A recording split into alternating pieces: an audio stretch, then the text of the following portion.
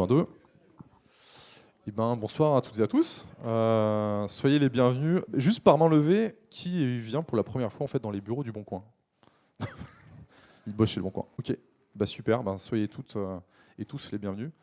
Généralement, on fait des événements en bas, donc voilà. Généralement, on n'invite pas des gens forcément dans cet espace, mais on se disait que normalement il devait faire beau. Enfin, on s'est dit qu'il recommence à faire beau, mais en fait il fait pas très beau. Peu importe, soyez les bienvenus. Donc je m'appelle Guillaume, je travaille chez Le Bon Coin dans les équipes tech. Mon métier, c'est de développer les collaborations entre les gens qui travaillent à la tech chez nous et des communautés externes. Donc c'est aussi bien des éditeurs de technologie qu'on va implémenter chez nous, des communautés d'entreprises qui ont des retours d'expérience à nous apporter et qui vont aider nos équipes finalement à monter en puissance. Ça peut être aussi des communautés meet-up comme on le fait ce soir parce que ça nous apprend des choses. Donc généralement je travaille plutôt avec les guildes métiers, donc c'est plutôt des communautés de développeurs sur toutes les stacks qu'on a. Mais en fait il y a aussi cette communauté de M qu'on trouve hyper intéressante à accompagner parce qu'on a à peu près 700 tech chez Le Bon Coin, Product and Tech, une soixantaine d'équipes pluridisciplinaires, enfin ce qu'on appelle des future teams. Donc il y a toujours un binôme product et engineering. Donc en fait, on a au moins une soixantaine d'engineering managers et puis à différents niveaux, des engineering directors, etc. Donc c'est super important pour nous de soutenir aussi cette communauté-là.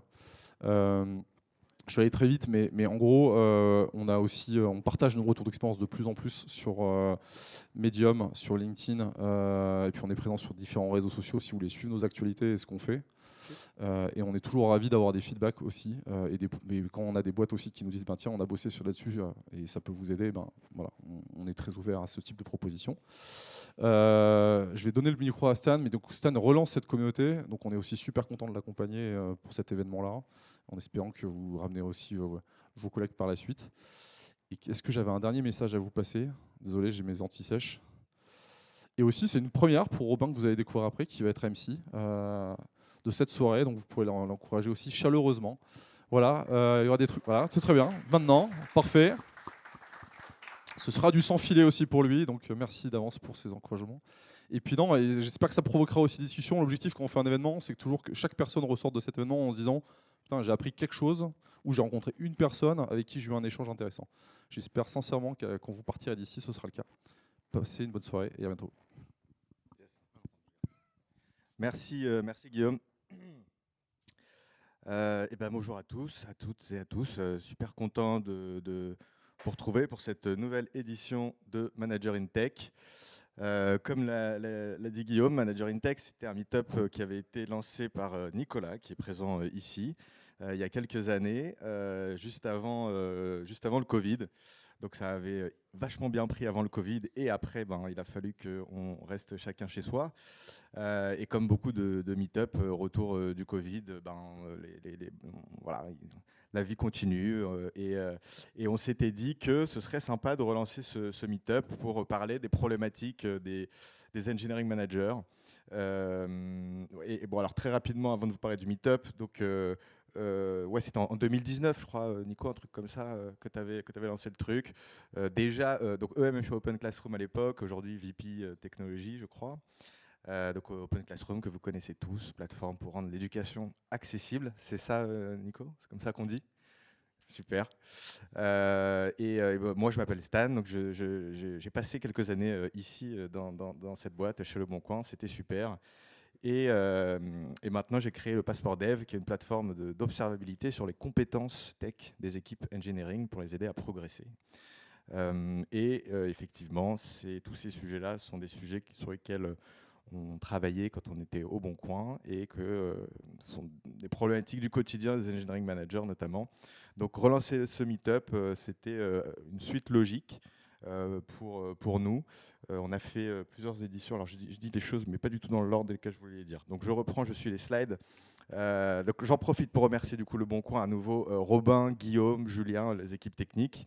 Vous voyez qu'on est vraiment en mode festival de Cannes, là, c'est très chouette. Donc on n'est pas en live, mais il y aura un replay. Donc salut aux gens du futur qui nous verront. L'idée de ce meet-up, c'était justement il y a plein de meet-up pour les devs. Il y en a plein, les langages, les technos, etc. Il y en a plein. Il y a quelques meet-up pour Engineering Leader, il y a Tech Rocks, il y a plein de trucs comme ça. Et puis, c'est vrai que les EM qui sont au milieu, qui sont à la fois un pied sur le terrain et à la fois un pied côté management, stratégie, il n'y avait pas forcément de moment pour parler de ces problématiques qui sont quand même bien spécifiques. Et c'était l'idée de ce meet-up, de créer un moment de partage de connaissances, d'avoir plein de rétex sur des choses qui ont pu être mises en place dans différentes organisations, faire un peu de prospective, qu'est-ce que ça veut dire être engineering manager demain avec les nouvelles évolutions technologiques, et bien sûr de pouvoir networker autour d'un verre. Donc c'est ce qui se passera après cette table ronde. Donc il y aura un peu de tout ça, je pense, ce soir. C'est ça qui va être intéressant. C'est vrai que les trois piliers, on va dire, de l'engineering management, people, technology, organisation, on essaie justement dans ces meet-ups de parler de ces sujets qui sont en général à la croisée de ces trois piliers. Donc on a relancé l'année dernière ce meet-up. On avait fait 2 éditions l'année dernière que vous pouvez retrouver sur YouTube.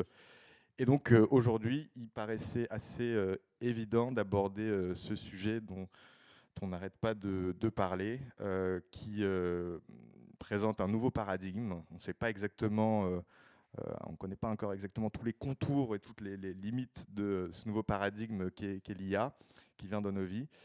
Donc l'idée, c'était de pouvoir en parler, et pas seulement à travers le regard de l'EM, mais à travers le regard des différentes parties prenantes qui ont leur rôle à jouer justement dans cette évolution-là.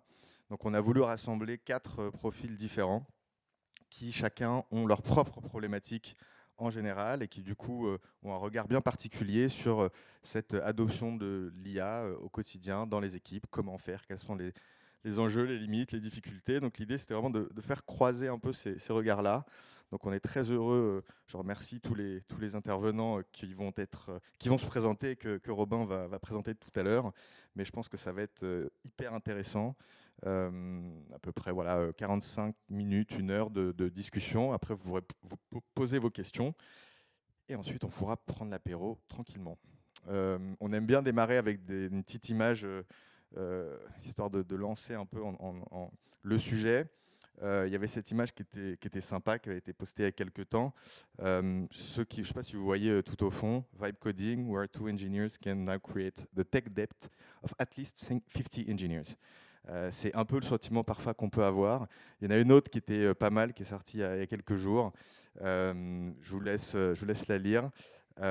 Effectivement, on commence à sentir les limites, toutes les problématiques qui peuvent se poser autour de ce sujet. Donc voilà, l'idée c'est de pouvoir creuser tout ça ensemble aujourd'hui. Je laisse la parole à Robin.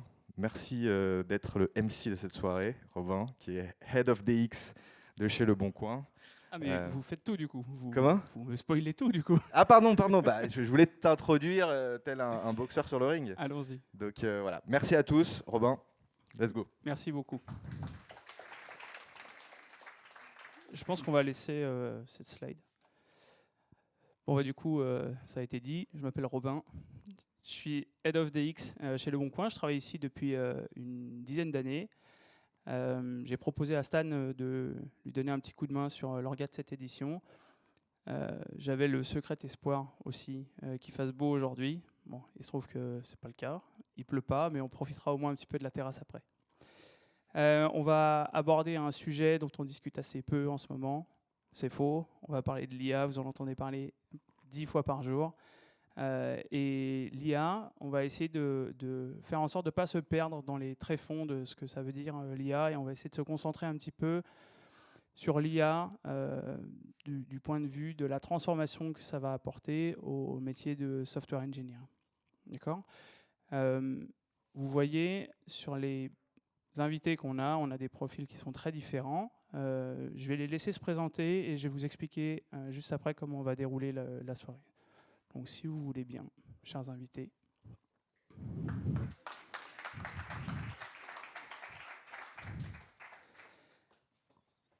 Vous avez tous les micros ?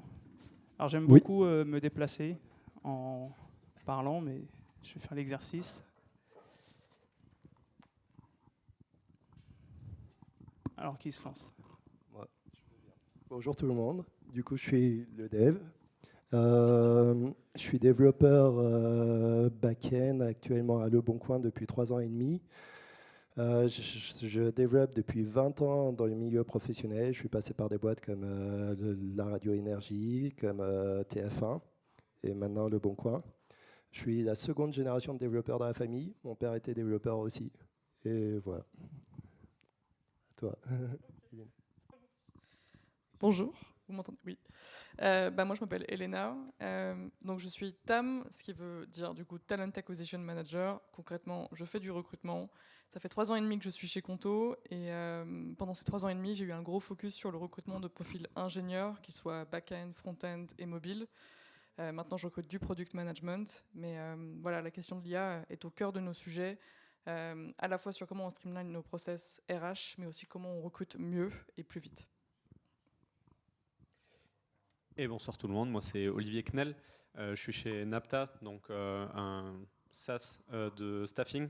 On est 50 aujourd'hui et on est forcément aussi très impacté au niveau utilisation des outils d'IA, mais aussi au niveau implémentation de sujets d'IA dans nos outils, dans notre produit. Bonsoir, moi c'est Cédric, je suis CTO, cofondateur de Pacmind. Ça fait 14 ans que je suis développeur maintenant. Pacmind, c'est un projet qu'on a lancé il y a 1 an. C'est une plateforme qui se présente comme le copilote des tech leads pour les aider à centraliser, diffuser et enforcer leurs bonnes pratiques de code. Et on a intégré l'IA dans le produit, donc je baigne aussi dedans au quotidien.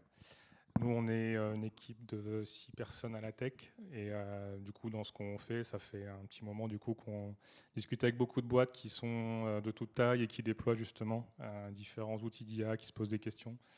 Et voilà, c'est principalement ça mon quotidien. Et je viens de Bordeaux, donc vous pouvez me chambrer sur le foot, mais un peu moins sur le rugby depuis ce week-end, donc je suis content.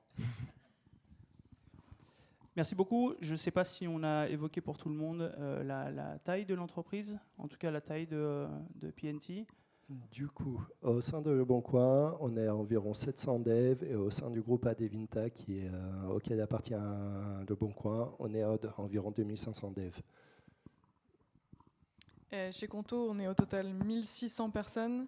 Et l'équipe tech, qui inclut bien sûr les ingénieurs product, mais aussi la data et SRE, etc., c'est 350 personnes. Et on est 50 chez Napta, mais on est une vingtaine dans l'équipe Product Tech. Et nous, on est une dizaine de personnes, dont 6 devs. Merci beaucoup. Donc je vais essayer de vous brosser rapidement le déroulé de la soirée. C'est une table ronde, comme vous pouvez le voir, on est assis autour d'une table virtuelle ronde. On va essayer d'aborder le sujet en 4 parties. Et ces 4 parties, on va essayer d'avoir de la cohérence. On va commencer par Adrien, parce qu'il nous semblait important de commencer par le concret, c'est-à-dire qu'on parle de transformation du métier de software engineer. Et du coup, là, la personne la mieux placée pour nous parler de ça, de la transformation de son métier, du changement des pratiques de développement, ça va être Adrien.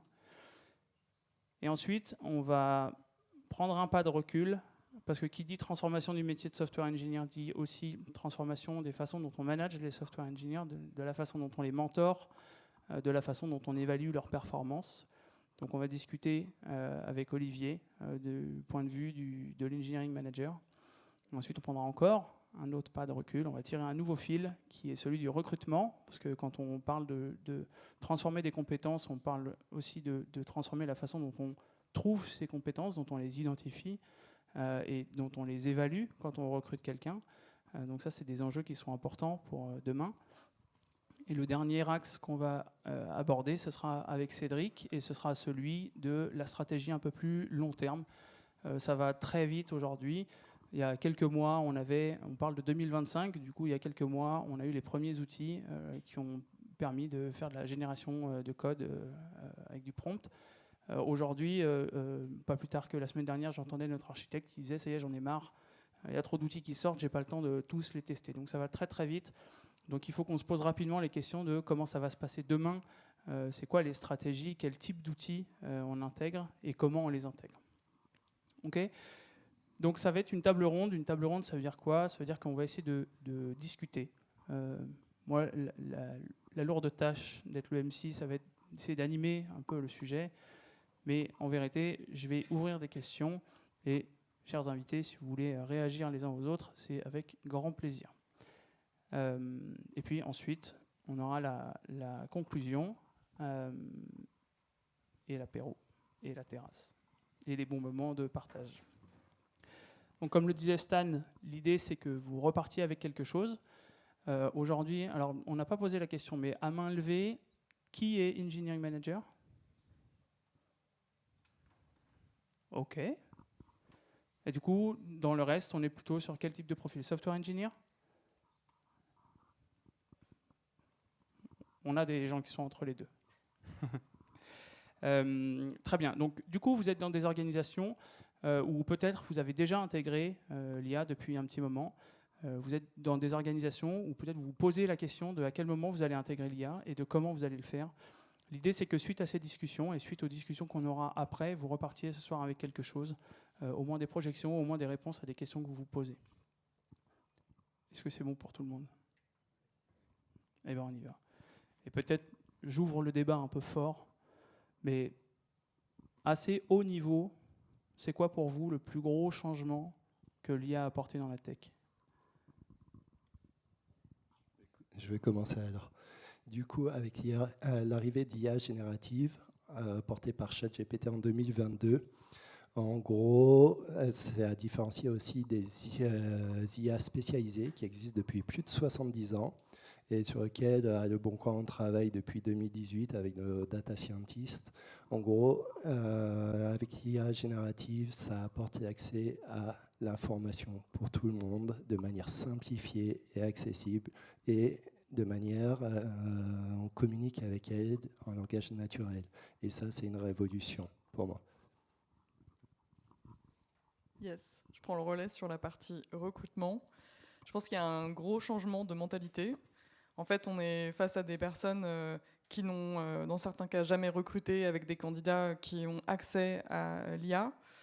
Donc ça pose la question aussi de nouveaux biais en matière de recrutement qui se créent, des biais sur ok, ta solution elle n'est pas authentique parce que tu as utilisé de l'IA, du coup elle vaut peut-être moins que quelqu'un qui n'en a pas utilisé. Donc il y a plein de sujets qui se posent aussi sur comment on fait pour évaluer quelqu'un de manière objective, en tout cas le plus objectif possible. Et aussi donc un changement de mentalité parce qu'en fait on doit aussi s'adapter. Il y a plein de choses nouvelles qui se créent en ce moment en termes d'outils. Et donc en fait on doit vraiment challenger l'utilisation là, de ces outils, se dire ok, t'es candidat, t'es RH, tu fais partie de n'importe quelle équipe dans l'organisation. En fait, le but du jeu ici, c'est pas tellement de se servir de l'IA pour remplacer ton travail, mais plus d'aller challenger l'utilisation de cette IA-là. Quelles sont ses limites? Qu'est-ce que ça va t'apporter en matière de productivité? Donc c'est plus sur cet angle-là aussi qu'aujourd'hui chez Conto, on s'inscrit. Voilà. Moi, de mon côté, ça serait surtout à quel point c'est arrivé partout, dans toutes les discussions. Donc c'est pas forcément, ça va pas forcément révolutionner mon quotidien sur un point en particulier, mais quand on va écrire un mail, on va utiliser ces outils-là. Quand on va écrire du code, on va avoir Copilot, etc. Quand on va faire des reviews de code, ça sera présent. Et dans notre produit aussi, comme je le disais, tous nos concurrents ont mis de l'IA dans leurs outils, donc nous aussi.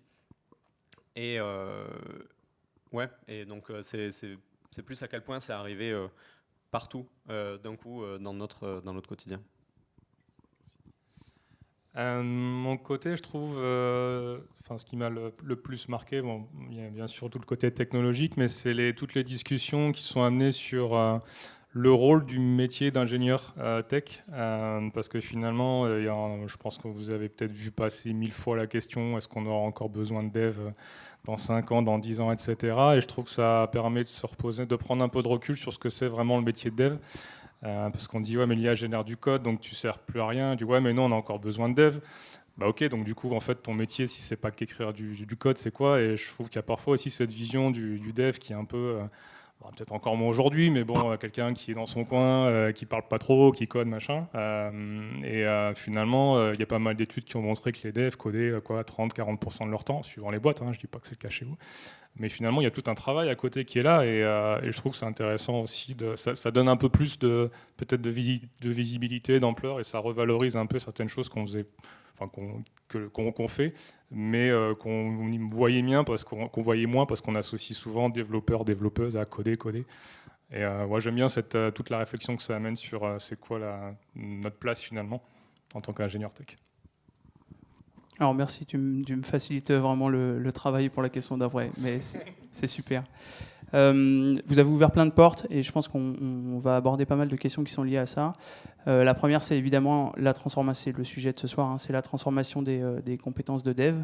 Et là où avant, on avait, il y a encore quelques années, on avait une espèce d'intelligence collective qui s'appelait Stack Overflow. Aujourd'hui, on a énormément changé l'approche du développement et l'approche des pratiques. Et la première question, elle est pour toi, Adrien. Qu'est-ce qui change dans ton quotidien, dans ta façon de produire du code ? Du coup, dans ma façon de produire du code, en fait, l'IA a beaucoup changé la manière d'appréhender l'information. C'est-à-dire qu'avant, un chef de projet, un manager arrivait avec une demande, une tâche de feature à réaliser, et on se retrouvait seul, des développeurs, à devoir récupérer les informations associées à cette tâche. C'est-à-dire soit aller voir les différents camarades pour essayer de récolter des informations qu'ils ont dans leurs connaissances, dans leur code, etc. Soit aller récupérer des documentations pour mettre en place des appels à une API, rechercher des exemples. Une fois qu'on commence à coder, c'est aller chercher comment mettre en place des features, utiliser des librairies qui existent, comment implémenter ces librairies, trouver du code. Dès qu'on a des bugs, c'est aller chercher l'information sur putain, j'arrive pas à résoudre mon bug, je vais aller sur des forums, sur des sites spécialisés comme Stack Overflow pour essayer de solutionner mon bug.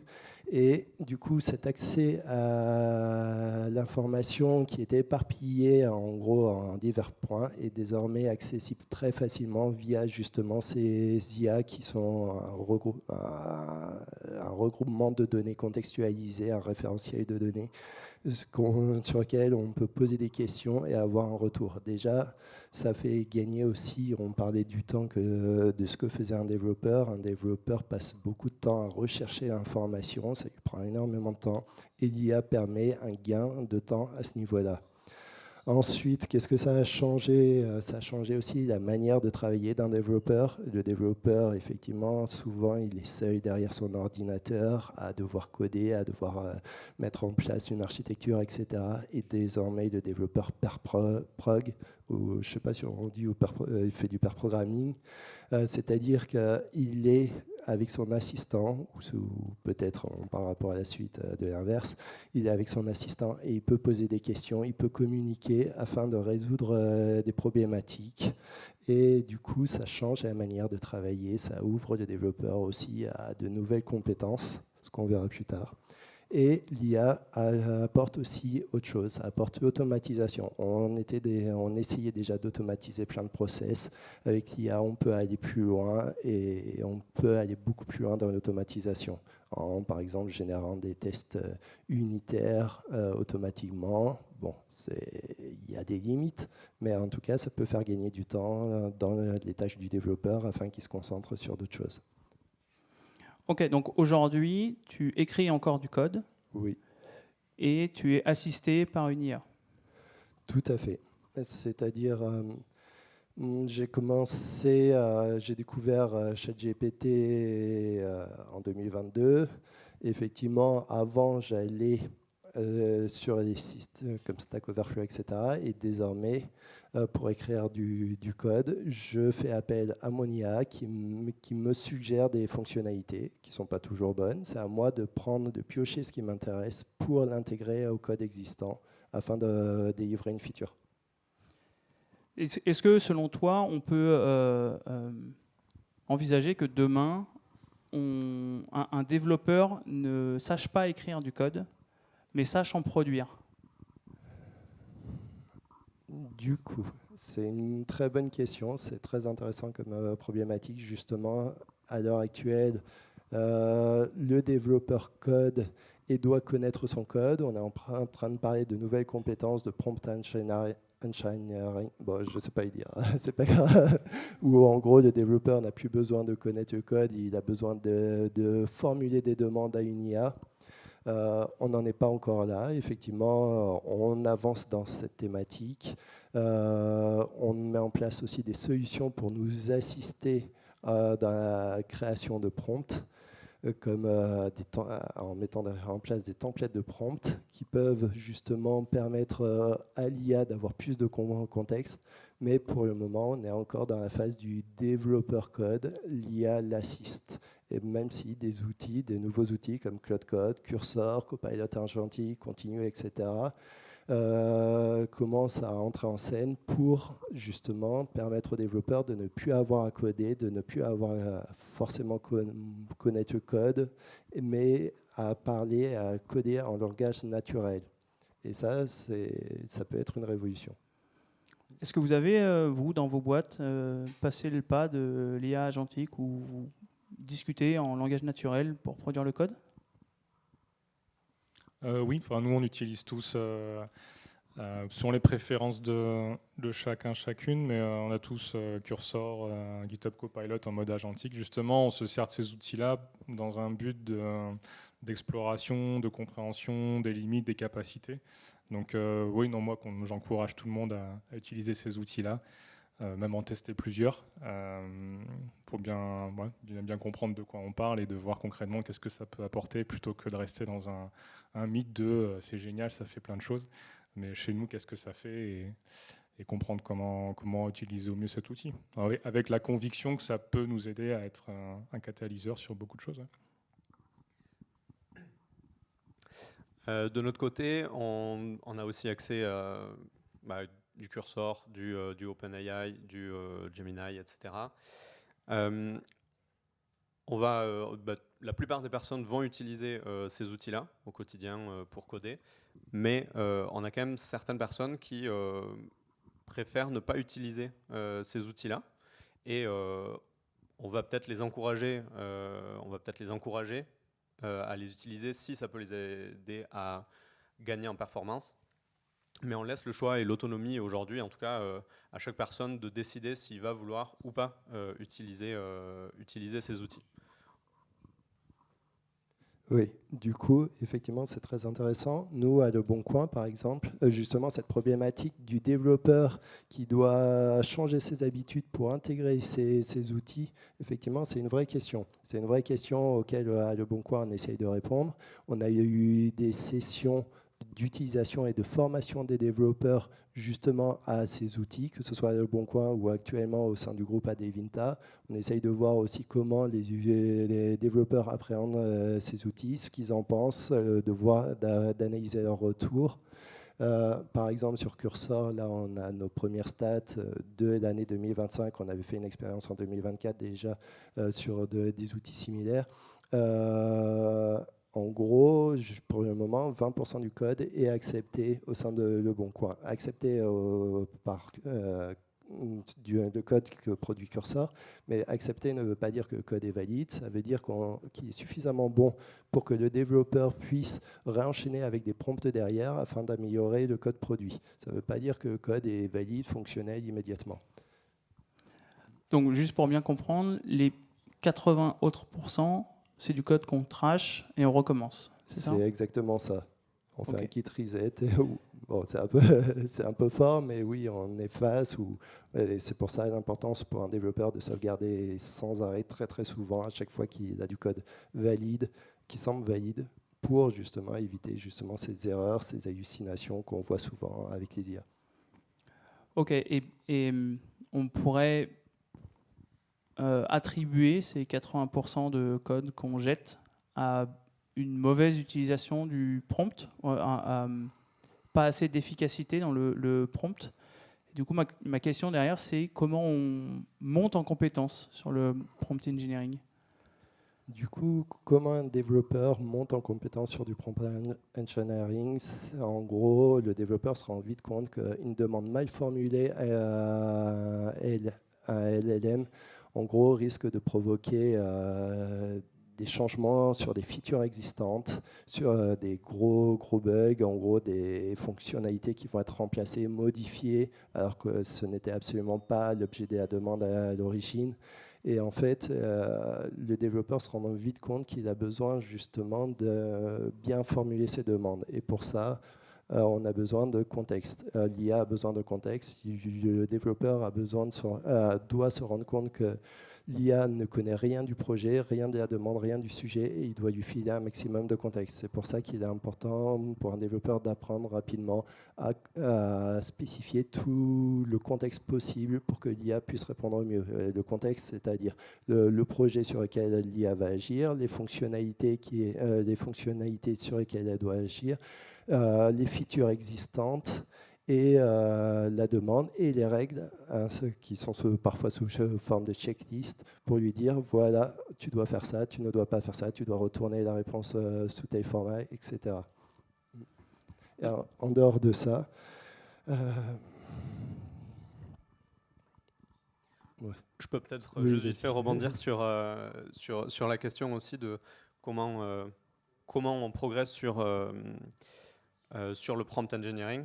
Et ça me fait penser que c'est quelque chose que je n'avais pas forcément identifié comme étant un point critique. Donc justement, en préparation de ce meet-up, j'avais réfléchi à comment est-ce qu'on accompagne les développeurs sur ces nouvelles technologies.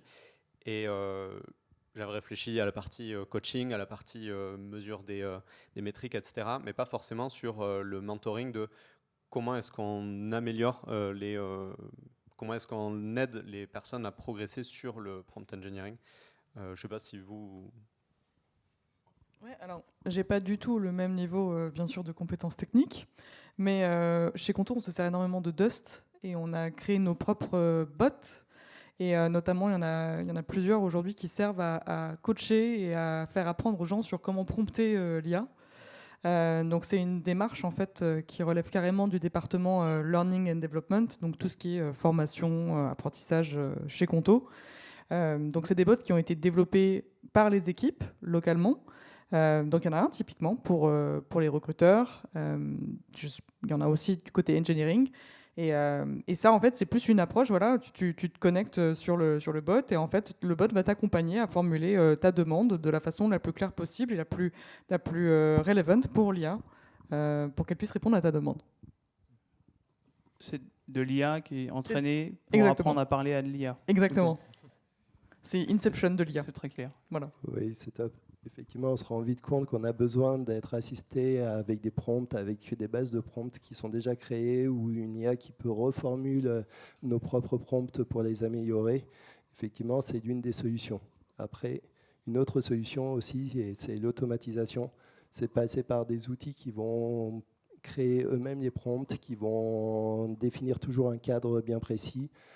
Ce qui est intéressant aussi, c'est j'ai eu une réunion avec les gars d'Anthropic à propos de l'utilisation de Claude Code et ce qu'ils ont suggéré justement pour ces limitations de contexte aussi, comme c'est pas que des problèmes de prompt des développeurs qui ne savent pas communiquer. Il y a un problème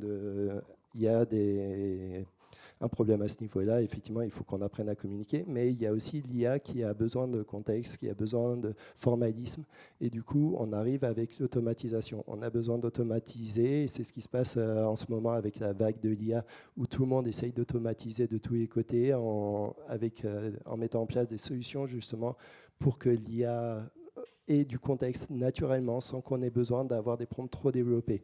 Et par exemple, côté Anthropic, qui nous disait Claude Code, je vous propose de créer des fichiers .md qui vont être déplacés dans les différents niveaux de votre projet, qui vont contextualiser pour vous le projet, chaque repository, etc., voire rajouter des tags dans le code même pour aider justement l'IA à comprendre les prompts.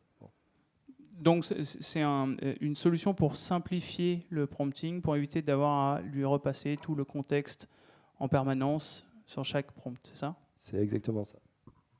Et quelque chose qui peut être fait aussi, tu parlais de pair programming. J'ai vu des boîtes où ils faisaient justement soit du pair programming, 2 personnes plus l'IA, ou alors de l'enregistrement vidéo. Et ça, c'était plus des personnes CTO ou des personnes qui avaient un peu plus d'expertise sur ces sujets prompts IA, parce que ça faisait partie des sujets qui est traités au quotidien, pour comprendre comment les personnes utilisaient ces outils-là, quoi. Donc c'est un peu le côté, montre-moi comment tu promptes, et ne serait-ce que des fois un échantillon de 10 minutes, parce que des fois, ouais, ça marche pas mon truc.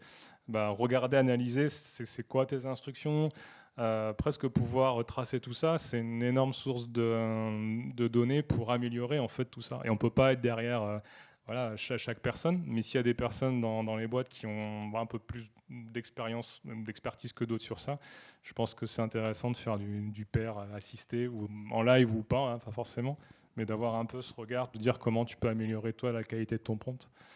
Je pense que ça peut être complémentaire aussi, quoi.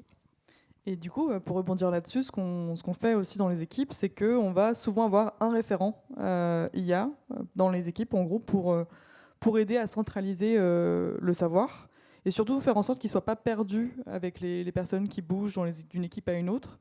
Et il y a beaucoup de formalisation de ce savoir-là au travers de pages Notion et autres. Et c'est pour ça, ouais, on a une personne qui est vraiment notre interlocuteur principal. Et typiquement, il y en a une dans l'équipe recrutement, il y en a une autre pour les équipes RH, mais aussi, bien sûr, pour les équipes engineering. Ils ont aussi leurs représentants. Ok, c'est intéressant. J'ai souvenir que quand les premiers Midjourney sont sortis, il y avait du business de prompt. Les gens revendaient les prompts pour avoir des images qu'ils voulaient. Je trouvais ça intéressant. Mais du coup, ça soulève un vrai point de comment on apprend. Et on est en train de toucher du doigt une première transformation qui est: c'est quoi les nouvelles compétences? Et là, c'est une question plutôt ouverte à tous les quatre. C'est quoi les nouvelles compétences dont on va avoir besoin? Il y a probablement des compétences chez les software engineers qu'on va mettre un petit peu plus de côté au profit de nouvelles compétences. On est en train d'identifier, peut-être que là, ça va être une réponse au feeling de ce que vous pressentez. Comment on change? Ok. Du coup, sur les compétences, comme je disais, c'est l'accès à l'information. Avant, un développeur devait être un détective. Pour moi, souvent, je me suis vu comme un détective qui devait aller rechercher l'information. Effectivement, désormais, l'information nous est amenée via cette IA générative. Et du coup, effectivement, les nouvelles compétences qu'on peut attendre d'un développeur, c'est savoir, c'est arrêter de rester derrière son écran à ne pas communiquer, c'est apprendre à communiquer, apprendre à avoir des méthodologies aussi dans la manière de penser, dans la manière de structurer ses idées afin de les partager justement à cette IA. Et en gros, le développeur doit réapprendre à communiquer d'une certaine manière. Et voilà.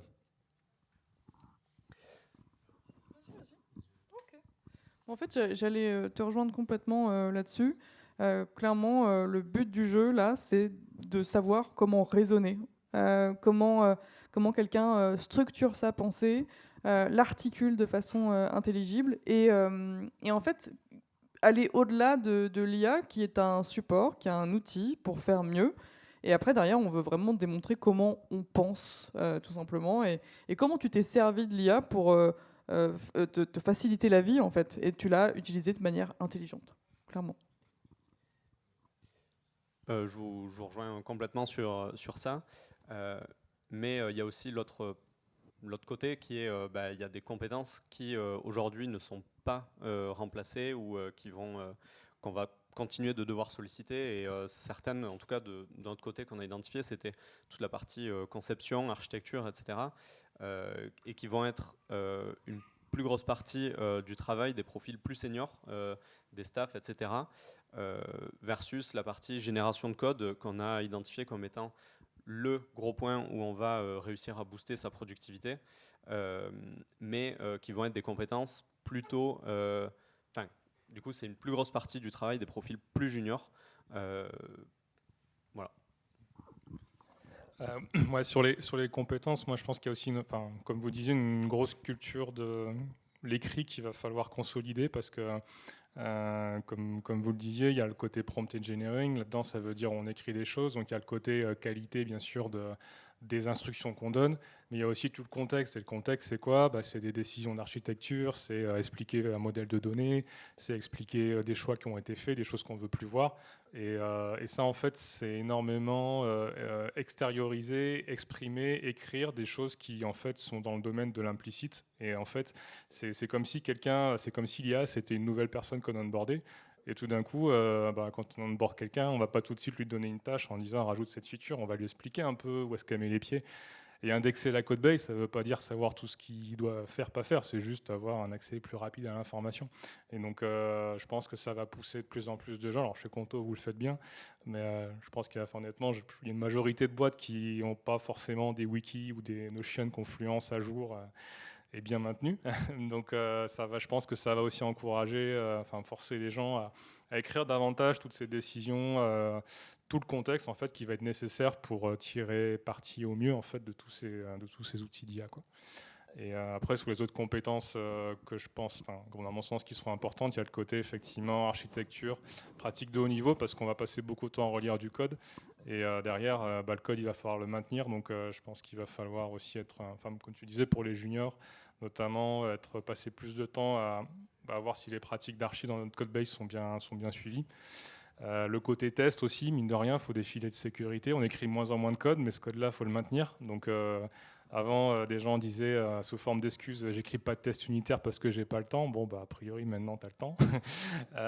Même si, voilà, c'est plus de se dire, s'assurer que le code qui va être produit va être testable aussi, parce que le code, ça va être aussi la documentation, la source de vérité, toute cette suite de tests. Et donc, quelque part, monter en compétence et être plus malin, plus affûté aussi sur ces tests-là, ça va être aussi, je pense, le rôle des devs d'être un peu garant de la qualité de ce code-là, presque plus que le code en lui-même qui est implémenté derrière, quoi. Ça, je suis tout à fait d'accord. Effectivement, le rôle d'un développeur, ce n'est pas de coder à la base, c'est vraiment de mettre en place des features, de maîtriser ces features, de maîtriser la vie de ces features en production.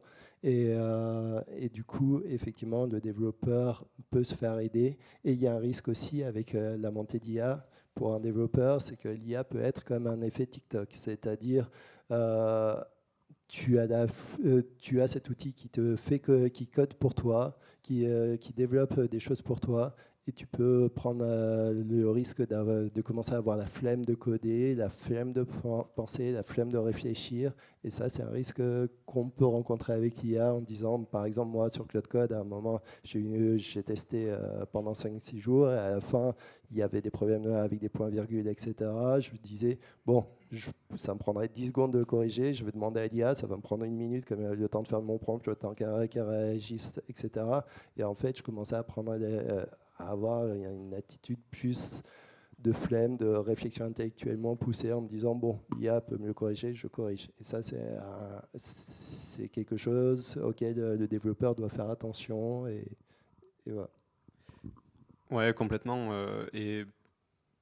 Pour rejoindre ça, il y a une étude en particulier de Microsoft qui est sortie il y a quelques mois aujourd'hui. Je pourrais partager un article qui vulgarise bien ces risques-là. Et en résumé de ce que j'ai compris, c'est que ça peut apporter effectivement d'utiliser ces outils-là beaucoup d'améliorations de performance sur le court terme, mais il y a des risques sur notre rapport au travail et le fait d'être actif sur nos réflexions va nous aider à progresser. Donc bon, on déborde un peu sur la partie progression, mais là où aujourd'hui, quand on va être très actif sur ce sur quoi on va travailler, on va avoir une courbe d'apprentissage qui va entre guillemets être plus linéaire, mais qui va pouvoir aller potentiellement plus haut que si on est très passif sur notre travail. Et du coup, si on va être que passif et relecteur de ce qui est codé et juste validateur de ce qui est codé par un autre outil, il peut y avoir un risque de courbe qui va peut-être à court terme améliorer la productivité et l'impact qu'on va réussir à avoir, mais par contre qui a un risque d'arriver à un plateau plutôt et et qui peut du coup être dommage pour les profils qui du coup seraient touchés, on en revient tout à l'heure, aux profils les plus juniors aujourd'hui, puisqu'ils ne vont pas forcément avoir construit des bases solides pour aller derrière plus loin sur toutes les compétences techniques. Vas-y. Ok, bonjour. Non mais je voulais... Bonjour. Bonjour à vous. Je voulais rajouter un élément par rapport à l'utilisation qu'on peut considérer parfois laxiste de l'IA. Je pense qu'il y a aussi une vraie sensibilisation des équipes sur l'impact environnemental que l'IA a, que l'utilisation en fait de ces moteurs de recherche ont, du coup d'un point de vue écologique. Donc je pense que ça peut aider aussi à responsabiliser d'une certaine façon ça. Et juste un dernier point, je voulais rebondir sur la partie documentation des pratiques. En fait, finalement, plus tu documentes comment tu fais du prompt engineering, comment tu utilises, je sais pas, un bot ou un outil IA, plus tu crées de la dette, parce qu'en fait, ça va changer de toute façon tout le temps. Donc c'est pour ça que c'est quand même bien d'avoir une personne hyper volontaire pour mettre le nez dedans tout le temps dans l'équipe, voire qui se crée en fait un rituel pour le mettre à jour de semaine en semaine, de mois en mois, parce que sinon ça peut vite en fait devenir complètement daté, quoi. Oui, complètement. Après, tous les outils maintenant avec les MCP sont connectés à tout. Si c'est connecté à des trucs qui sont pas bons, ça crée notre problème, quoi. Donc, Vous avez ouvert beaucoup de portes. Je vais essayer de rebondir sur la dernière et je vais essayer de canaliser mes questions. Mais du coup, dans ce que tu viens de dire, ton angle, c'est plutôt de dire il faut que la connaissance elle soit chez quelqu'un plutôt que dans un doc qui va devenir obsolète au moment où on va le valider. Ouais, il faut que ce soit un travail d'équipe, que ce soit une connaissance d'équipe et que c'est bien d'avoir un capitaine dans une équipe qui puisse réguler l'utilisation des outils qu'on a. Après, clairement, les équipes chez Conto, elles utilisent très très librement les outils IA. Aujourd'hui, on n'est pas encore en train de réguler l'usage des outils dans les équipes. Ok. Je vais revenir un petit peu en arrière, je vais rebondir sur différentes choses qui ont été dites. Donc aujourd'hui, on est en train de se dire que on a des développeurs qui produisent du code à la main et on juge leur performance, ou en tout cas la qualité de leur travail au code qu'ils écrivent. Demain, on va avoir ça s'appellera peut-être plus software engineer, mais disons software engineer, qui vont produire du code au travers d'une IA. Ça veut dire que on va les évaluer différemment. Comment on juge de la qualité du travail d'un futur software engineer? Est-ce qu'on est en train de dire que quelqu'un qui, si on parle de langage naturel, quelqu'un qui s'exprime mieux ou qui sait mieux communiquer avec une IA aura plus de, je mets des air quotes énormes, plus de valeur ajoutée qu'un développeur qui produit son code lui-même? C'est peut-être pour toi, effectivement, la question. En tout cas, je vais rebondir. C'est intéressant parce qu'il y a justement 2 meet-up on avait parlé de la mesure des performances individuelles et collectives avec Managers in Tech. Et un point qui était remonté, et je pense qu'on a tous discuté, c'est qu'on ne veut pas mesurer le nombre de lignes de code. Ce n'est pas des mesures qui sont pertinentes. Et en gros, le code qu'on va produire, c'est ce qu'on va appeler l'output, ou à la limite l'effort qu'on a fourni. Par contre, ce qu'on va du coup essayer de mesurer, qui ne va pas uniquement être ce qu'on a produit, mais plutôt la valeur ajoutée long terme pour l'entreprise, ça va être l'impact. Et en fait, si on arrive à shifter la mesure de performance de ce que tu as produit vers l'impact long terme pour la structure, dans ce cas-là, tu as plus problème de mesure de performance. Sauf que c'est pas facile. Puisque on parle d'impact long terme. Si on améliore les performances, on arrive peut-être à sortir des features plus vite, mais on en parlait tout à l'heure à différents moments. Potentiellement, on va avoir plus de maintenance aussi, mais qu'on va voir arriver au bout de 6 mois. Par contre, le fait que la feature soit arrivée 3 mois avant, ça peut avoir une valeur énorme pour la structure. Et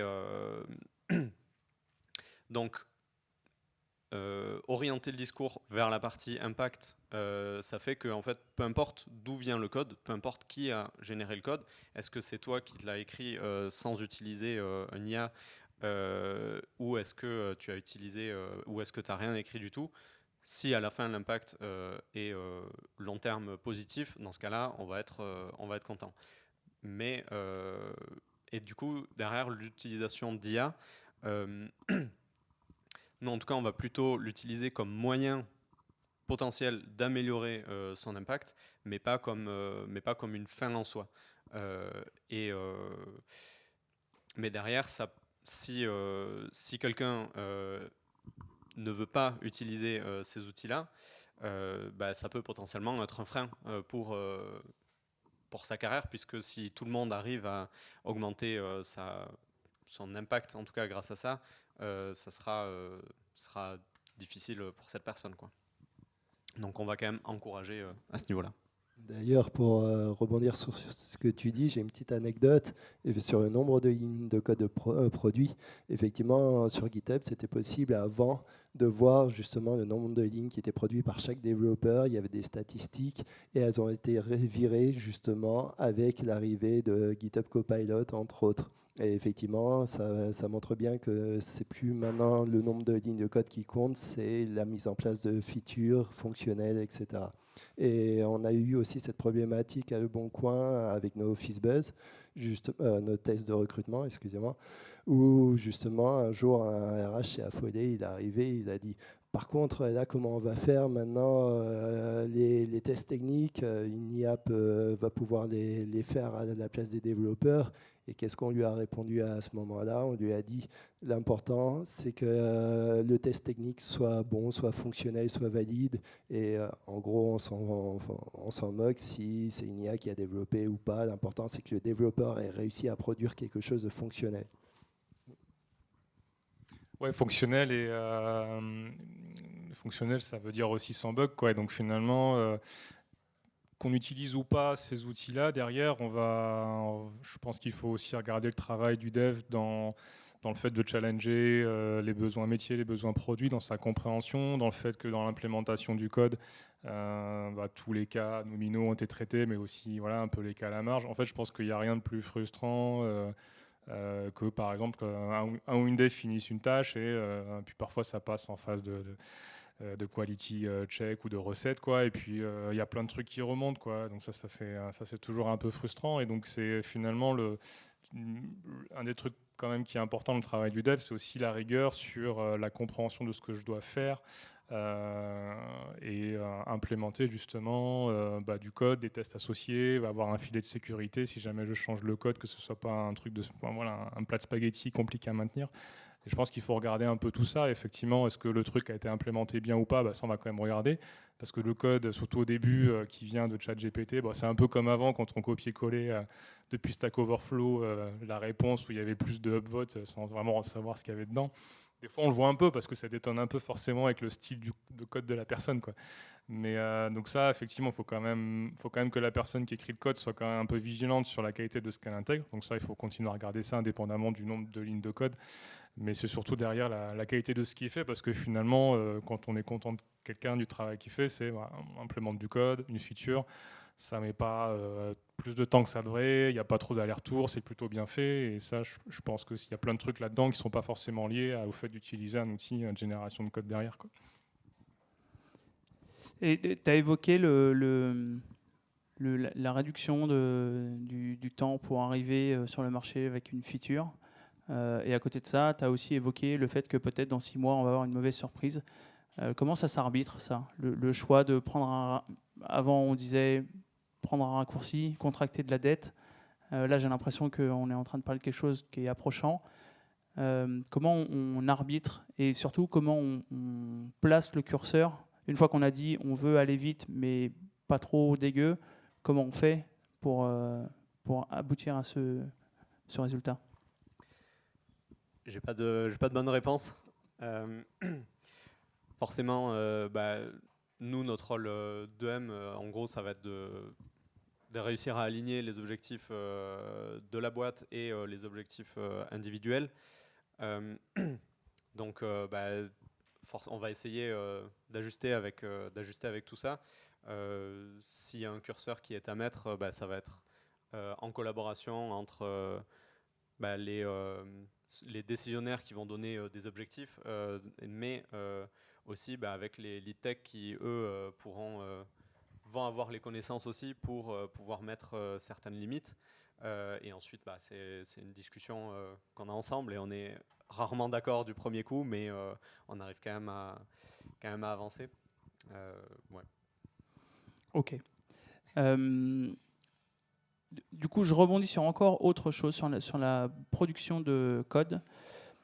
Je me pose la question, aujourd'hui j'ai été dev pendant 15 ans et je sais que des choses qui me faisaient vibrer, c'était de rater et de finir par trouver le bon code, le beau code, de réussir à faire ce que je voulais.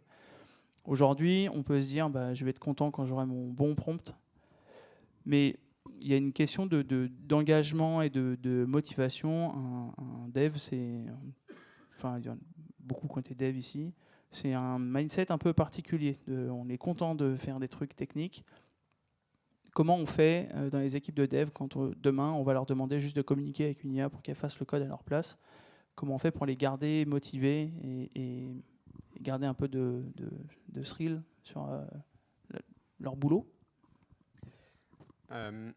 Ouais, je vais faire le parallèle avec des choses qui sont déjà arrivées dans le passé, quand on était sur des langages très bas niveau comme du C, et qu'ensuite il y a des langages plus haut niveau qui sont arrivés comme du Python. On a un peu eu les mêmes problématiques, où ceux qui sont les profils très tech, qui aiment bien pouvoir gérer la mémoire, etc., étaient frustrés par le fait d'avoir des langages qui font un peu de la magie. Nous, on a des profils chez nous qui n'ont pas envie d'utiliser ces outils d'IA-là. Je pense que si on les oblige, je ne vois pas comment est-ce qu'on pourrait réussir à les garder. Après, ce qui est intéressant, c'est de réussir à aussi montrer qu'il y a d'autres choses qui sont sympas, justement, dans le fait d'utiliser ces outils-là. Donc peut-être qu'effectivement, on va réduire le temps de développement, mais on va avoir beaucoup plus de réflexion produit à fournir, peut-être. On en parlait tout à l'heure aussi. Et réussir à ajuster ce qu'on va pouvoir donner à certaines personnes. Et on aura aussi toujours besoin de certaines compétences qui sont plus tech. Je parle de Python parce que nous, on a une code base principalement en Python sur le bac. Et là, aujourd'hui, ce qui est généré, ça marche la plupart du temps. Enfin, ça marche. On arrive à le faire marcher la plupart du temps. Mais quand il y a des sujets très deep, très techniques, là, aujourd'hui, on ne pourrait pas se passer de personnes qui sont vraiment expertes en Python pour aller plus loin. Donc, de la même manière qu'aujourd'hui, on ne peut pas se passer des personnes qui font du C, qui font du très bas niveau, même si on va perdre en performance par rapport à si on codait en Python. De la même manière, je pense qu'on aura quand même toujours ces besoins-là. En tout cas, aujourd'hui, on en a encore besoin. On verra comment ce sera dans le futur.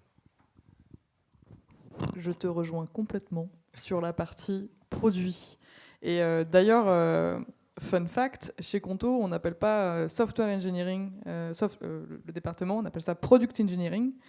Et en fait, ça fait partie du processus de recrutement et de toutes les questions qu'on pose aux candidats et de ce qu'on va aller évaluer chez les candidats pendant le process, à quel point ils sont tournés produits, donc à quel point ils ont conscience que leur code, leur travail a un impact sur le client final, sur l'utilisateur. Et donc, on va carrément au-delà de OK, tu vas coder, ça va être généré par une IA. En fait, clairement, l'IA, elle va te servir à améliorer ton travail, à fournir une solution qui va marcher pour le client final. Donc, on essaie d'embarquer les gens sur ton produit, il a un impact sur le client, il a une valeur, et en fait, tu vas simplifier la vie des petites et moyennes entreprises. Enfin, vraiment, on essaie d'embarquer les gens plus sur la valeur produit. Ok, donc ça veut dire que vous ne faites pas de la tech pour de la tech? Oui. Oui. Tout à fait. Et c'est chouette du coup, parce que ça veut dire que dans la transition que vous allez faire vers le recrutement des nouveaux profils, il y a peut-être quelque chose que vous avez déjà abstrait, qui est, vous cherchez déjà les compétences qui vont être nécessaires à produire quelque chose qui a de l'impact pour l'utilisateur final. Maintenant, comment vous allez recruter vos nouveaux profils? Comment vous allez évaluer les gens que vous allez avoir en entretien? Alors peut-être que tu vas me dire j'ai pas encore la réponse, et c'est OK. Mais évidemment, c'est une question qui se pose. On parlait tout à l'heure d'un dev qui, aujourd'hui, Adrien l'a mentionné pas mal de fois, fait du code à l'ancienne, cherche dans des forums obscurs qui ne sont pas dans sa langue et qui copie-colle des bouts de code parce que c'est le seul truc qui semble marcher, qui va au fond du code pour débugger, qui cherche, qui fouille un peu, à potentiellement, demain, on a des gens qui vont sortir d'école de prompt engineering et qui vont juste savoir prompter correctement. Donc ça, comment on l'évalue? J'ai bien aimé ta réponse tout à l'heure sur le FizzBuzz de dire, en fait, l'essentiel, c'est que ça marche, c'est que tu sois capable d'avoir quelque chose qui tourne, que tu peux le déployer, mais il va y avoir des vrais enjeux à recruter les bonnes personnes, et sur quoi on va se baser? On revient au tout début sur la capacité à raisonner et à structurer sa pensée. Les tests techniques qu'on fait passer aux candidats pendant leur process de recrutement chez Conto, ce sont des tests qui se font de manière asynchrone. Donc, c'est-à-dire les candidats vont avoir tendance à travailler chez eux à une solution, puis ensuite vont la présenter pendant un entretien. Et au-delà même de présenter, on va être amené à leur poser des questions pour les challenger sur comment ils ont construit cette fonctionnalité, comment ils ont construit cette solution. Et donc, en fait, ici, qu'ils aient utilisé de l'IA ou pas pour construire leur solution, en fait, on veut juste savoir comment ils ont réfléchi pour construire leur produit, pour construire leur solution. Donc, c'est vraiment plus la capacité à raisonner, à penser. Et on a tout un lingo qui existe chez Conto, on parle de système 1, système 2. Bref, en fait, on veut vraiment aller dans la profondeur de pourquoi tu as pris cette décision technique. Donc, on ne change pas tant de ce qu'on fait aujourd'hui. À savoir qu'aujourd'hui, on fait passer des tests techniques, et ensuite on reçoit les gens et on leur demande d'expliquer ce qu'ils ont fait et pourquoi ils ont pris tel ou tel choix. Là, on fait la même chose. C'est-à-dire qu'ils viennent pour le moment, avec... ouais. Okay. Mais c'est vraiment pour le moment, parce que c'est vrai que c'est un gros point d'interrogation. On ne sait pas encore comment on va faire évoluer la chose.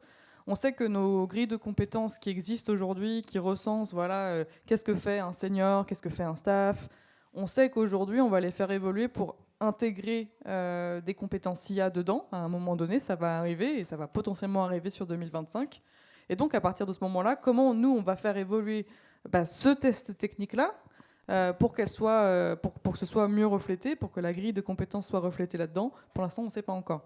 Mais c'est vrai qu'on a eu le cas de candidats qui ont utilisé l'IA de façon très très forte durant leur test. Donc en fait, ici, on se pose la question, ok, comment tu réfléchis, mais aussi à quel point tu vas montrer de l'intégrité pendant ton interview pour dire, ok, j'ai utilisé de l'IA, voici comment, voici cette portion de code qui est générée par une IA. On attend aussi une sincérité et une transparence des candidats là-dessus. Ça fait partie des valeurs de la boîte aussi, comme on manage de l'argent, comme on est une néobanque, donc on attend aussi la partie intégrité très très forte chez les candidats. Mais donc, je dirais structure de pensée, raisonnement et intégrité. Et après aussi, quand on passe un test technique, ce qui est important, ce qu'on nous demande souvent dans un deuxième entretien, c'est d'expliquer le test, pouvoir expliquer l'architecture qui a été mise en place pour pouvoir expliquer le code. Et ça, que ce soit une IA ou un développeur qui l'a fait, l'important, c'est de réussir à expliquer et à maîtriser son projet, justement, le projet qu'on a produit. Et c'est plus ça l'important, plus que le fait que ce soit toi qui l'aies codé ou pas. En gros, le développeur doit savoir expliquer ce qu'il a fait, comment ça fonctionne, comment l'optimiser, les limites qu'il a pu rencontrer. Et du coup, qu'on sente toujours une sincérité et une maîtrise du test qu'il a passé et de pourquoi on doit l'embaucher, lui plus qu'un autre. Nous, de notre côté, on fait tous les tests en synchrone. Et là, c'est plus difficile du coup d'utiliser des outils d'IA. Il y en a qui le font quand même. Et c'est vrai que notre discours sur le moment, c'est on veut voir que les personnes comprennent au final ce que vous vérifiez dans un second temps, mais qu'elles comprennent ce qu'elles font et qu'elles soient capables aussi de le faire, même si on leur explique qu'au quotidien, évidemment, que ces personnes utiliseront des outils d'IA pour les aider.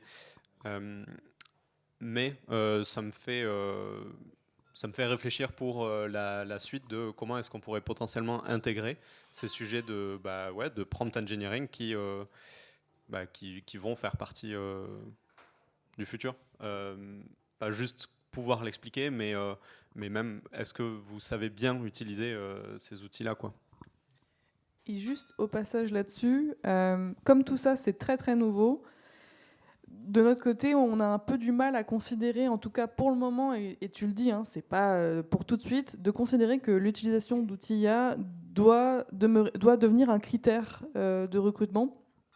Qu'en fait, on peut être carrément face à plein de biais qui peuvent nous amener à même discriminer, des biais même de génération. Voilà, des générations différentes d'ingénieurs aujourd'hui qui se servent plus ou moins de l'IA. Tu parlais tout à l'heure, Robin, des jeunes diplômés, des gens qui du coup vont intégrer les entreprises en tant que juniors. Donc ça, faut voir après, bien sûr, en termes de comment tu fais de ça un critère vraiment nécessaire, ou alors, plus au-delà d'un critère, une sorte de compétence que tu vas aller évaluer, comment, pourquoi. C'est un point d'interrogation, mais pour l'instant, c'est pas encore. Ouais, ça dans le prolongement en fait, de ce que vous dites, je pense qu'un batsman, un comportement à corriger, c'est quand certains devs, on repasse sur du code, on voit un truc bizarre, genre un truc dans le code qui a été importé, qui n'a rien à voir là, et que le ou la dev dit « Ah, c'est pas moi, c'est Copilot ». Et en fait, finalement, quel que soit l'outil qu'on utilise, derrière, on est garant de ça. En fait, on est garant du delivery. Donc, c'est ton code, c'est pas le code de l'agent, quoi. Donc, ce raisonnement-là, faut être vigilant. Peut-être que c'est un des trucs qu'on peut avoir quand tu parlais tout à l'heure, tu sais, de la flemme du développeur. Des fois, tu rates des trucs.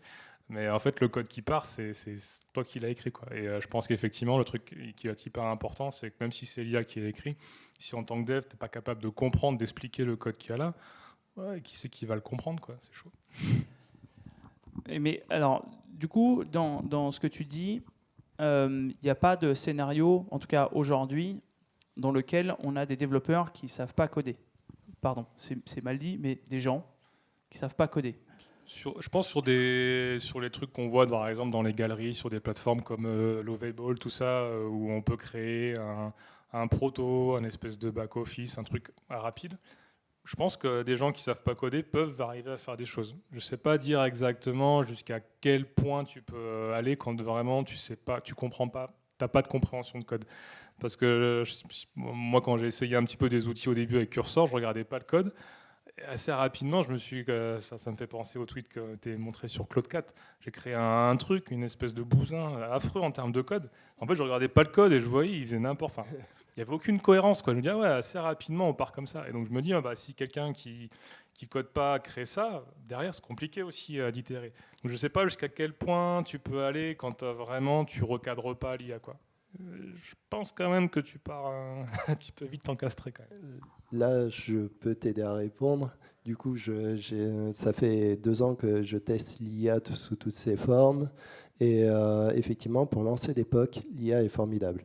Mais ça reste des POC. Ce qui est l'avantage pour nous, les développeurs, on a aussi quand même ce côté de l'IA va remplacer les développeurs en 2026, tous les CTO de Facebook, etc. en parlent. Et du coup, c'est quand même une peur qu'a le développeur, mais il y a cette curiosité. Et effectivement, le code produit par des IA permet de générer des POC, ce qui est génial pour des entrepreneurs, des gens qui veulent lancer un premier site, voir s'il y a des utilisateurs qui s'y intéressent, qui s'intéressent au POC, qui commencent à adopter des usages. Mais ça va forcément faire beaucoup de travail par la suite pour les développeurs qui vont devoir repasser derrière ces codes produits sous forme de POC qui ne sont absolument pas valides fonctionnellement pour une mise en production, pour avoir testé tous les outils, non, se lancer dans des POC sans connaître le code, effectivement, tu n'es pas garant des features qui sont délivrées. Mais par contre, pour la suite, ça peut être un bon côté pour les développeurs, justement, de pouvoir repasser derrière justement tous ces POC qui sont lancés. Et ce qui est aussi l'avantage de ces POC, c'est que dès que tu as des idées, de features, moi, parfois, je me réveille à 1h du matin en me disant « Ah, c'est trop bien, j'ai pensé à un truc, je vais mettre en place. » Quand avant, je me serais dit bon, il me faut, si je pars sur une idée, je vais mettre 6 mois, 1 an à la développer sur le peu de temps libre que j'ai. Là, en 1 heure, je sais que je peux avoir un bug, savoir si c'est viable. Par exemple, j'ai créé mon premier site sans aucun hébergement en faisant du peer-to-peer. J'ai testé une solution justement pour économiser beaucoup de bandes passantes au niveau des images, des fichiers téléchargés par un site web comme Le Bon Coin, en disant voilà, un autre utilisateur qui a téléchargé l'image, on va taper dans son cache. Bon, on ne va pas le mettre en place, attention, à Le Bon Coin, mais c'est une idée. On va taper dans le cache du copain qui construit la même page en ce moment pour aller récupérer l'image et économiser de la bande passante et du coup économiser beaucoup d'argent à l'entreprise. Et effectivement, ça a cet avantage-là. Mais par contre, oui, il faut connaître le code, il faut savoir ce qui a été fait pour pouvoir dire à l'IA, attention, là, tu as pété des features qui existaient. Là c'est un non-sens que tu as fait. Tu testes, par exemple, je t'ai filé un jeu de données. Là, ça m'est arrivé aussi sur un autre sujet. Je lui ai donné un jeu de données complet. Et tout d'un coup, l'IA m'a transformé le jeu de données, le découpant en plusieurs morceaux, en disant, bon, du coup, il y a insuffisant. Du coup, je vais le compléter avec des données. Si tu ne sais absolument pas ce qui a été fait, tu fais de la merde et ça ne sera jamais utilisable en prod. Et effectivement, le développeur doit maîtriser le code derrière. Effectivement, de la même manière, pour des choses qui vont partir en production, donc ce qui est fait par l'équipe Product Tech, là, je ne vois pas de futur proche où on a des personnes qui ne savent pas coder qui vont aller dans ces équipes. Par contre, on a des personnes plus Ops ou même Product qui vont développer des outils internes, même si c'est juste pour eux, gagner en efficacité sur leur travail au quotidien. Et donc là, effectivement, c'est pas production ready, on pourrait pas envoyer ça en prod, mais en même temps, c'est du temps qui aurait dû être utilisé sinon par des développeurs pour développer un outil qui serait utilisable, etc. Là, au final, grâce à ces outils, ils arrivent à développer des choses avec du low-code ou comme ça. Il y a des outils qui permettent, qui s'imbriquent bien avec ça et ils se sont développés des choses qu'ils utilisent au quotidien derrière, quoi. C'est ça. Sachant que le travail du développeur, aussi une part du travail, c'est de faire de la veille technologique. Cette veille technologique, ça représente 10 à 20% de son temps normalement. Et grâce justement à cette IA, on a accès à des sources d'informations de manière simplifiée. Et ça permet justement de tester plein de choses, de découvrir plein de choses auxquelles on a pu penser. Et c'est un gain de temps rien que sur la veille technologique pour le développeur.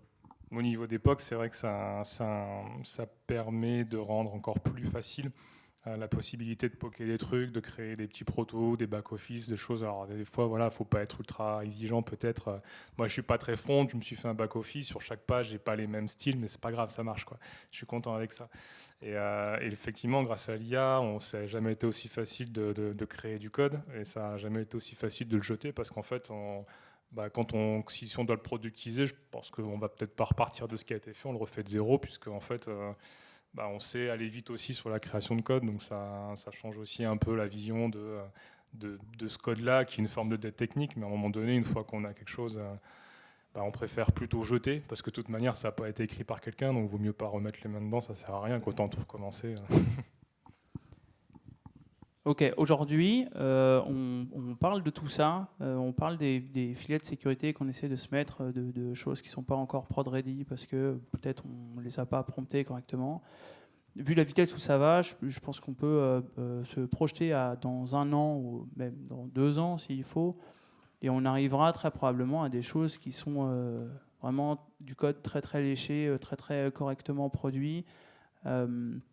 On n'a pas abordé trop le sujet, on a parlé du contexte, mais on n'a pas abordé le sujet du Comment tu détermines quelle architecture de code tu veux, comment tu fais comprendre à ton modèle dans quoi il s'inscrit en termes de philosophie. Mais j'ai dans l'idée que dans 1 an ou dans 2 ans, et peut-être je me gourre, mais on arrivera à du code qui est beaucoup plus proche de ce qu'on va vouloir avoir en production. Donc aujourd'hui, j'ai l'impression que le feeling global, c'est que on produit du code avec l'IA parce que ça va vite, parce que là où on aurait passé 3 mois à le faire dans notre coin, là c'est fait en 2 minutes, mais on se met le filet de sécurité de review par des gens, voilà. Là où peut-être dans 1 an ou dans 2 ans, ça sera différent. Donc ma question, elle est, donc là on est dans de la projection. Qu'est-ce qui te semble être critique aujourd'hui qui ne le sera plus dans 2 ans, et qu'est-ce qui va être critique dans 2 ans? Alors, est-ce que dans 2 ans, la qualité du code qui sera généré sera sensiblement différente? Qu'est-ce qui va influencer ça? Effectivement, ça c'est une vraie question. Même dans un contexte où le code généré en lui-même, il est de meilleure qualité, un peu plus clean, est-ce qu'on lui fera 100% confiance? Voilà, je ne sais pas trop. Comme tu dis, les principes d'architecture, ça, sur le côté, justement, les outils de génération de code d'IA, quand on s'en sert comme ça la première fois, ok, il y a l'effet cool, et puis assez rapidement, on se rend compte qu'il y a plein de petites erreurs récurrentes qui sont faites, et c'est là qu'on se rend compte en fait, qu'on aimerait lui dire 1 milliard de choses pour qu'elle fasse les choses bien. Parmi les problèmes principaux, effectivement, c'est tous les sujets autour de comment on structure le code, et ça veut dire qu'il va falloir documenter un peu tout ça, qu'est-ce qu'on met là-dedans, qu'est-ce qu'on met pas là-dedans, etc. Ça, aujourd'hui, il y a pas mal des gens avec qui on discute, pas mal de gens se rendent compte justement que c'est ça un peu qui manque, parce que quand on déploie Copilot par défaut, par exemple, en fait, oui, il a accès à la code base, ça fait une belle jambe, mais je pense que dans toutes les boîtes, quand on ouvre du code, il y a à boire, à manger. Et donc, l'IA, ne sait pas forcément ce qui est bien, pourquoi est-ce qu'il faudrait faire comme ça maintenant, et pourquoi là c'est fait comme ça, et pourquoi il ne faut plus le faire. Ça, on n'en sait rien, quoi. Et donc, ça, aujourd'hui, c'est de l'info qui est quand même assez critique. Est-ce que dans 2 ans, elle sera critique ou pas? Je dirais que tout va dépendre aussi de la capacité qu'on aura, ou est-ce qu'il y aura accès à plus d'informations fiables là-dessus. Donc pour toutes les boîtes qui ont des process rigoureux de rédaction des ADR, les architectures decision record, de la doc, tout ça qui est à jour, maintenu, encore une fois, je pense qu'il y a une minorité de boîtes qui le font aussi bien que vous, hein, honnêtement. Non, mais c'est un compliment, parce que non, si, il y a plein de gens qui ne maintiennent pas ça. Mais c'est c'est cette information-là, c'est cette qualité de données-là qui va être critique, parce que un modèle, aussi bon soit-il, arrivera jamais à un moment donné en sachant pourquoi là c'est bien et pourquoi là c'est pas bien. Et ça, c'est un peu contextualisé avec des données, et ces données-là les rendre fiables et up-to-date à chaque instant. Je pense que c'est des choses qui sont critiques maintenant, mais qui le resteront aussi, en tout cas dans 2 ans, quoi. Et alors, du coup, j'ai une autre question qui va un petit peu dans les sujets critiques, c'est que l'utilisation de code généré par de l'IA, aujourd'hui, on commence à voir émerger des nouvelles failles de sécurité, si je puis dire, qui sont liées aux hallucinations des modèles. J'ai l'impression que ça requiert un peu de... Pas de R&D, mais en tout cas d'anticipation, pardon, je positionne dessus, génial. Un peu de réflexion autour de comment on intègre la sécurité dans le code qui est produit, et comment on fait confiance sans faire confiance. Je pense qu'aujourd'hui, les filets de sécurité ils sont indispensables, c'est-à-dire quand même les côtés, tous les linters que vous pouvez avoir en place, les outils d'analyse de sécu, les passer a posteriori, ça me paraît encore aujourd'hui indispensable. Surtout que maintenant, ce qui est intéressant avec les agents d'IA, c'est que vous pouvez utiliser un cursor ou un copilot pour même lui mettre dans un workflow. Vous lui dites à chaque fois que tu génères du code, tu lances le linter, tu regardes les erreurs, tu t'auto-corriges, etc. Donc ça, il y a un côté qui est en fait indispensable, c'est d'avoir quand même ces filets de sécurité-là. Alors après, est-ce que dans 2 ans, tous ces outils-là auront déjà ces règles-là par défaut? peut-être ils feront moins d'erreurs, mais globalement, je pense qu'on a besoin d'avoir à la fois des choses sur le côté même basique, hein, formatage du code, règles de base par langage, etc. Mais la sécurité, ouais, ça c'est indispensable, surtout qu'il y a des choses qui se détectent avec des analyses un peu fines, dynamiques, etc. Et ça, je pense par contre, ce sera plus un système d'agents avec des flottes d'agents qui auront chacun des choses, des missions différentes. Il y en a qui vont générer du code, il y en a qui vont passer une passe de contrôle qualité sur le code et qui va renvoyer des informations à l'agent en disant là il y a un problème, etc. Donc je pense qu'il y aura peut-être un peu plus d'interaction que ce qu'on a actuellement peut-être en phase de CI où en gros il y a un problème de sécu, on arrête tout. Peut-être que ce sera intégré plus tôt dans la phase de conception avec des boucles du coup de correction qui seront plus rapides. Mais je pense que très peu de boîtes voudront débrancher leur outil de sécu dans 2 ans et elles ont sûrement raison de ne pas le faire. Non, et d'ailleurs, ça soulève une autre question. Ça soulève la question déjà de la sécurité de nos plateformes, de nos codebases à différents niveaux. Déjà, au niveau du code qu'on envoie en permanence dans ces LLM pour être récupéré, pour qu'ils puissent nous donner du code amélioré ou des fonctionnalités supplémentaires. Il y a une problématique aussi pour l'entreprise de dire, voilà, ça fait des années que j'ai mis en place du code, que j'ai investi avec des développeurs sur la création de code, et du coup, il faut faire attention justement à ce que ce code ne soit pas envoyé au LLM pour être entraîné, et du coup, que ces entreprises intermédiaires revendent tes données de ton code source à ces autres utilisateurs via des LLM. Et il y a un autre sujet aussi d'actualité, c'est les attaques de hacking ont progressé énormément sur les plateformes. Elles ont progressé de 1250% depuis l'apparition de ChatGPT. Et effectivement, c'est aussi un sujet auquel doit penser l'entreprise justement pour protéger ses utilisateurs et sa plateforme. Merci beaucoup. Je viens de voir l'heure. Et comme c'était prévu, j'ai très mal géré le timing. J'ai encore plein de questions qu'on traitera peut-être après, mais ça peut être bien que ce soit à votre tour de poser toutes les questions que vous voulez. Je ne sais pas trop comment on fait avec les micros. Moi, je vais peut-être donner le mien. Parce que...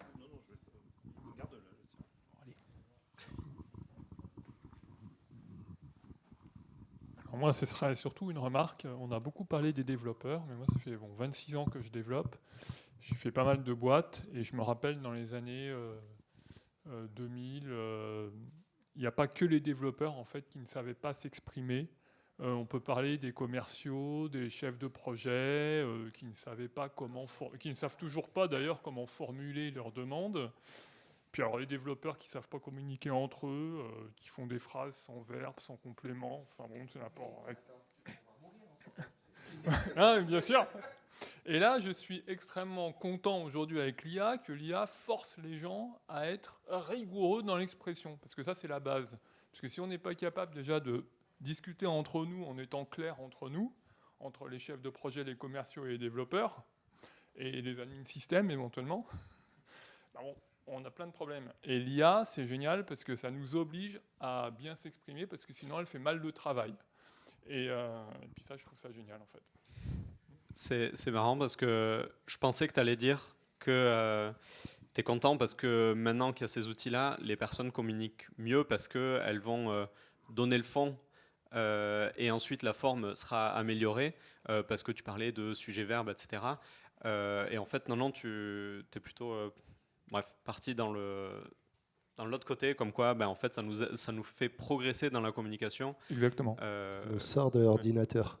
La tête de l'ordinateur. Puis ça nous oblige à être, ça oblige les gens à vraiment faire le sujet, verbe, complément, bien organiser le texte. Et au passage, chez Conto, si tu as un doute, il y a un bot qui existe qui s'appelle Tone of Voice et qui te permet de formater ta demande exactement comme quelqu'un stéréotype Conto le ferait. Donc voilà, ça peut effectivement aider à la communication. La transition va être pas mal. Ouais, je vous propose qu'on prenne, parce que vraiment je me suis quiché, je vous propose qu'on prenne encore 2 questions et on clôture et les autres questions on en discute autour du buffet si ça vous va. Je t'en prie. Ça va faire la transition avec l'ami là-bas, mais Vous avez parlé beaucoup du développeur, donc du fait que effectivement GenAI permet de communiquer en langage naturel finalement avec la machine pour générer du code. Puis après, vous avez fait la transition en disant ouais, mais GenAI, il y a un formalisme, faut du MD/MDC, faut documenter, faut truc. Finalement, est-ce que c'est pas juste une forme de langage un peu plus haut niveau que les langages qu'on a aujourd'hui, de la même manière que les langages qu'on a aujourd'hui sont d'un peu plus haut niveau que les langages d'avant, parce qu'au final, le langage machine, bah, c'est du binaire, on avait du mal, on a inventé l'ASM, ok, mais c'est du binaire, on a inventé le C, qui était une certaine forme de langage naturel, parce qu'au final, les langages de programmation qu'on utilise aujourd'hui sont du langage naturel, et donc effectivement, maintenant, on a de l'IA avec on va dire une plus grosse couche. Mais du coup, qu'est-ce que vous pensez de tout ça ?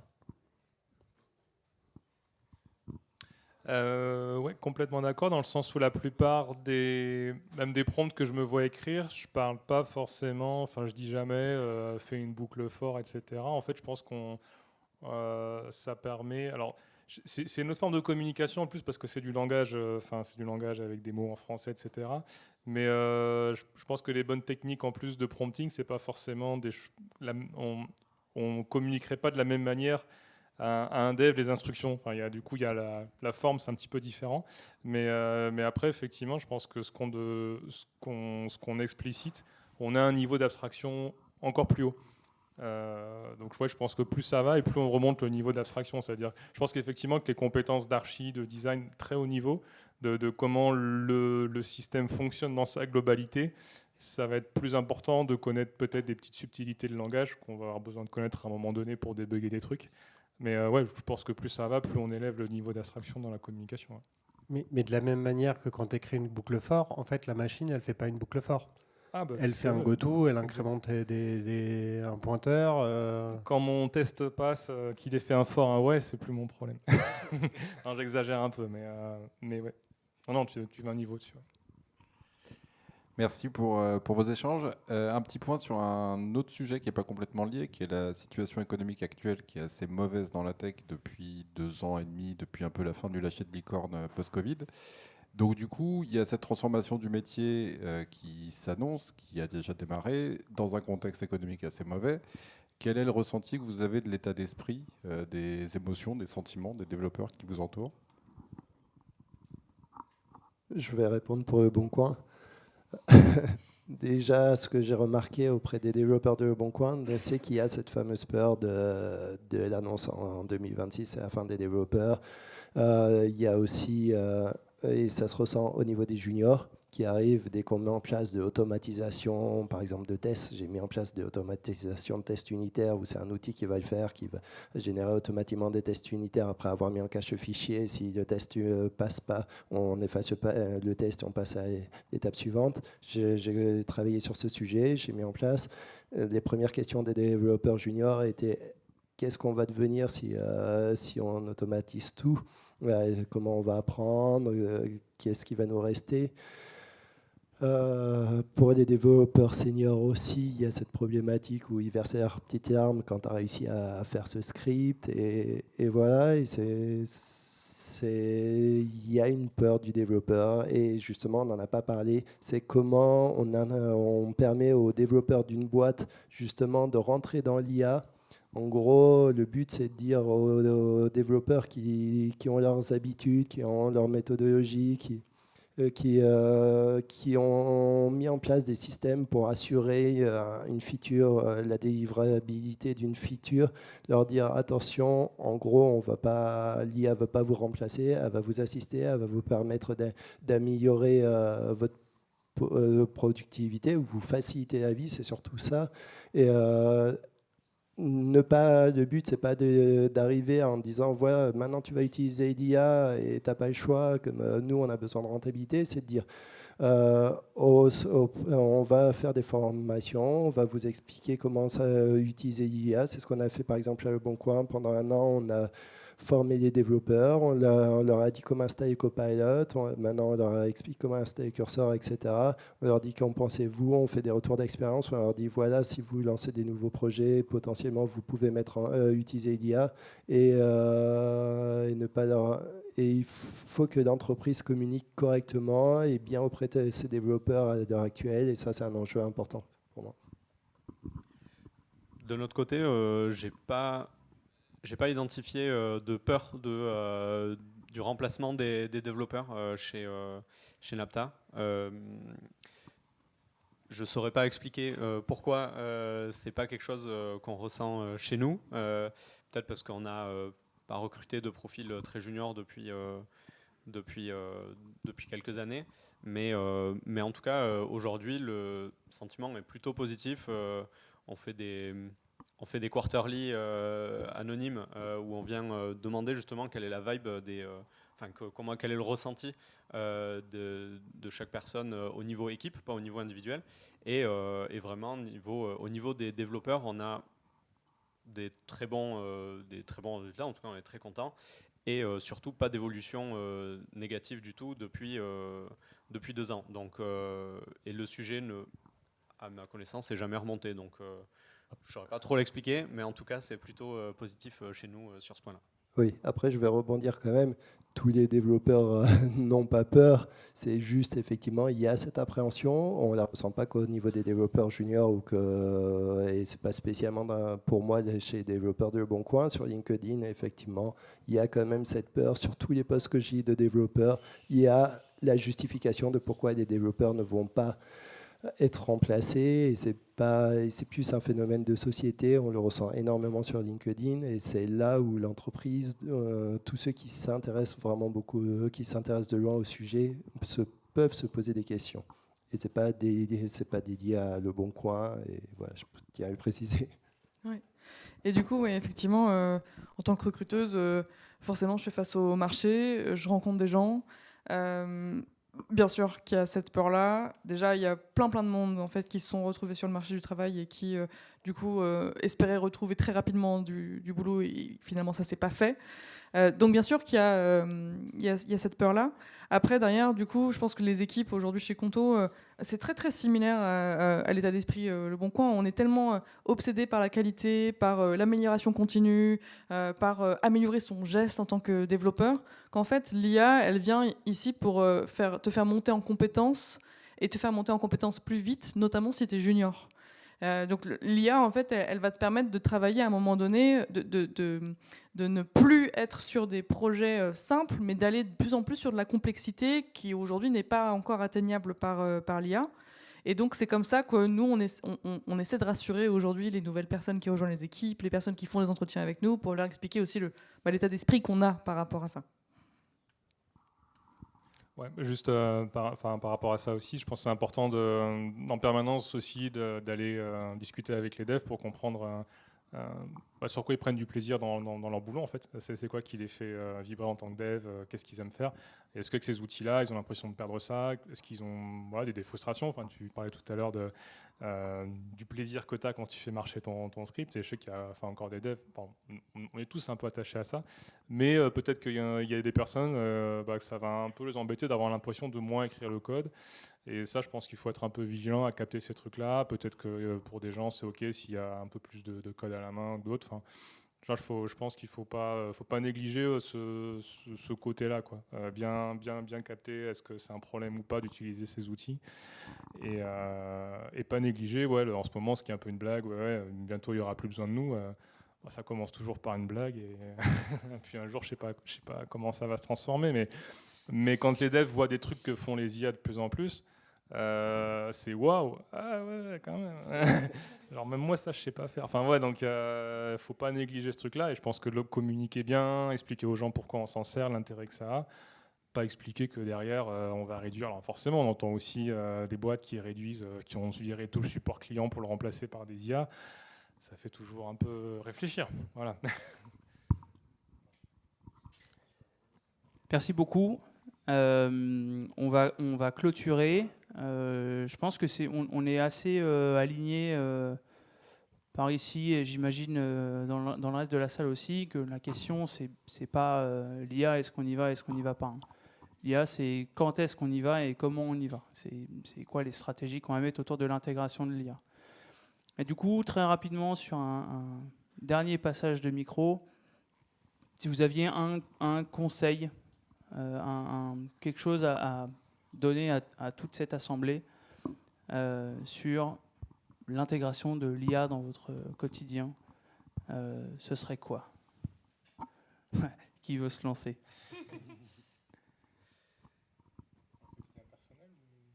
Dans le quotidien du boulot? Bon, après, si c'est personnel, c'est personnel. Moi, je vais surtout parler d'un point de vue management, et vraiment, c'est ce que je disais tout à l'heure, mais réussir à shifter le discours sur l'impact et pas sur l'output, pas sur ce qu'on a produit, mais la valeur ajoutée long terme pour notre structure. C'est pas facile à mesurer, mais ça facilite vraiment les discussions.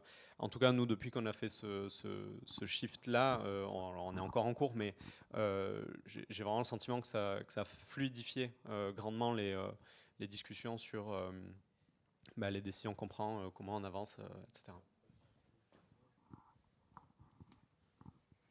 Ouais, pareil. Plus de qualité, plus d'impact client.